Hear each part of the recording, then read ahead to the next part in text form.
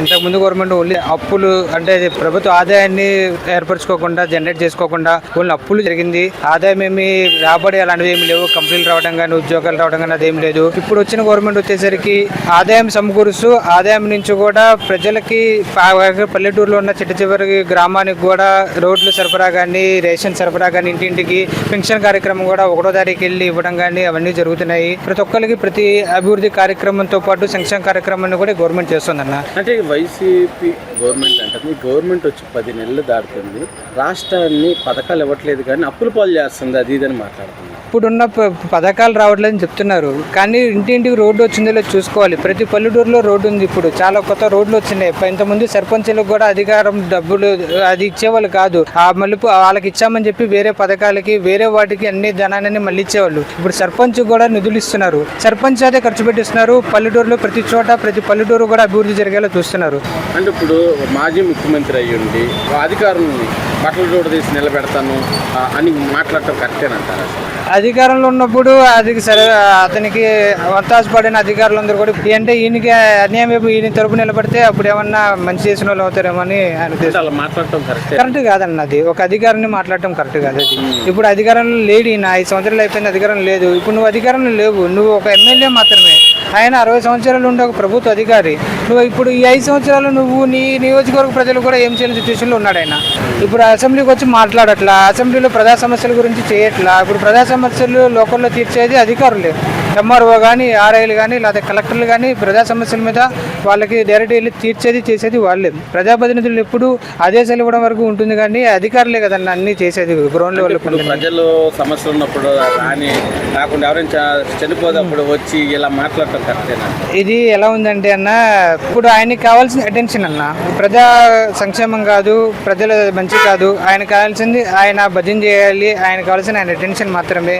ఎప్పుడు ఏదో ఒక విధంగా ఆయన జనాల్లో నానాలని ఉంది కానీ ప్రజలకి మంచి చేసి జనాలు హృదయాలు ఉండాలని కాదు. ఆయన జనాల్లో ఉండాలి. ఏదో ఒకటి క్రియేట్ చేసుకుని కాంట్రవర్సీలు చేసుకుని జనాల్లో ఉన్నాడు. మంచి చేసి లేడు.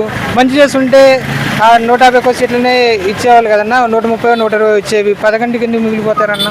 ప్రజా ముఖ్యమంత్రిగా గతంలో 5 ఏళ్ళు చేశాడు. అధికారులను ఎలా ఉపయోగించుకోవాలో అంతకన్నా అధ్వానంగా ఉపయోగించుకున్నాడు. గేటుకాడ కాపలాదారులాగా ఉపయోగించుకున్నాడు. ప్రతిపక్షాల మీద ఎప్పుడు పడితే అప్పుడు దాడులు చేపించడం, లేని కేసులు పెట్టియడం, జైలుకి పంపించడం.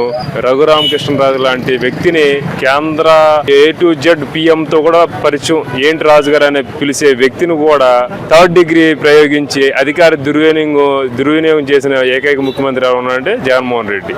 ఆ టైంలో కూడా ప్రతిపక్షంలో ఉన్న నారా చంద్రబాబు నాయుడు గారు కానివ్వండి, తెలుగుదేశం పార్టీ నాయకులు కానివ్వండి, ఎప్పుడు కూడా అధికారులని అనుచిత వ్యాఖ్యలు చేయలేదు, వాళ్ళని హీనంగా మాట్లాడలేదు. ఒక 5 ఏళ్ళు ముఖ్యమంత్రిగా చేసి ఇప్పుడు ప్రతిపక్ష నేత హోదా లేకపోయినా కూడా నేనే ప్రతిపక్ష నేత అని అనుకుంటున్నాడు కదా. అంత బాధ్యత కల ఉన్న నాయకుడు అలా మాట్లాడడం అనేది ఆయన విజ్ఞతకు వదిలేయాలి. ప్రజలు కూడా హర్షించరు. రేపు పొద్దున్న ఈయన చేసిన తప్పులకి రేపు పొద్దున అధికారుల చేతిలోకి ఈయనే వెళ్ళాలి. ఎందుకంటే ఆయన కోర్టుకు కానీ లేదా జైలుకి వెళ్ళాలన్నా ఎక్కడికి వెళ్ళాలన్నా కూడా అధికారులే ఉండాలి. అదే అధికారులు లేకుండా ఈయన గుమ్మం బయట అడుగు పెట్టగలరా? చాలా తప్పండి. వాళ్ళకి మనం ఇచ్చిన అధికారం కాదు, వాళ్ళు స్వయంగా సంపాదించుకుని చదువుకొని ట్రైనింగ్ అయ్యి ప్రజా జీవితంలో ఏదో ప్రొటెక్షన్ గా ఉండాలి, మనం ఇదిగా పబ్లిక్ కి సర్వెంట్ గా ఉండాలని చెప్పి వాళ్ళు అధికారంగా చేస్తున్నారు. అలాంటి వ్యక్తులను అలా అనడం చాలా దుర్మార్గం. దాన్ని తీవ్రంగా ఖండిస్తాను. మళ్ళీ నేను వస్తాను, ఉద్యోగాలు తీపిచ్చేస్తాను అని దీన్ని మాట్లాడుతున్నాను. ఆల్రెడీ ఆయన బట్టలు ఎప్పదీసి జనాలు ఇంట్లో కూర్చోబెట్టారు. ఈయన ఎవరు బట్టలు ఎప్పదీస్తాడండి? ఈ మొన్న 11 వచ్చి నెక్స్ట్ 2029లో 1 సీటు కూడా రాదు ఆయనకి.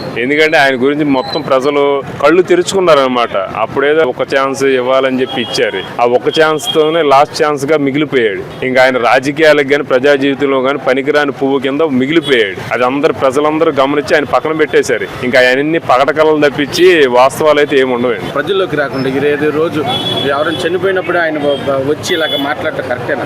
ఏదో ఇప్పుడు వారానికి 1 రోజు టూర్ వెళ్ళాలి కదా, ఆ టూర్ విధంగా ఆంధ్రప్రదేశ్ వచ్చి ఏదో ఒకటి చేసి రాజకీయ విమర్శలు గురిపించేసి వెళ్ళిపోతా ఉంటాడు, నేను ఉన్నానని. అంతేగాని ఆయన నిజంగా ప్రజల పక్షాన్ని నిలబడేవాడైతే ప్రజల సమస్యలు ఏమి ఎదుర్కొంటున్నారు, పలానా ప్రతిపక్ష హోదాలో నేను ఉన్నాను అనుకుంటున్నాడు కదా, ప్రజలు పలానా చోట ఇబ్బంది పడుతున్నాడు, అది మీరు నెరవేర్చాలి, లేదా నేను ధర్నా కూర్చుంటాను అని ఆ టైప్ లో పోరాటాలు చేయాలి. కానీ ఎవరో ఎందుకు చనిపోయాడో ఏంటో కూడా తెలియదు. దాని మీద ఏమో ఎంక్వైరీ జరుగుతుంది. ఏకంగా ప్రతిపక్షాలు చంపేశారు, తెలుగుదేశం నాయకులు చంపేశారు అని చెప్పి అనడం అనేది చాలా తప్పండి. అది ఏదైనా ఉంటే కోర్టులు ఉన్నాయి, పోలీసులు ఉన్నారు, అది నిజం తేలుస్తారు. దోషులు ఎవరైనా కూడా శిక్ష పడక తప్పదు. చూసారు కదండి, మరి ఈ వీడియో కనుక మీకు నచ్చినట్లయితే ఒక లైక్ కొట్టేసి మీ అభిప్రాయాన్ని కూడా కామెంట్ బాక్స్లో తెలియజేస్తూ ఇలాంటి ఇంట్రెస్టింగ్ అప్డేట్స్ కోసం మా ఛానల్ని సబ్స్క్రైబ్ చేసుకోండి.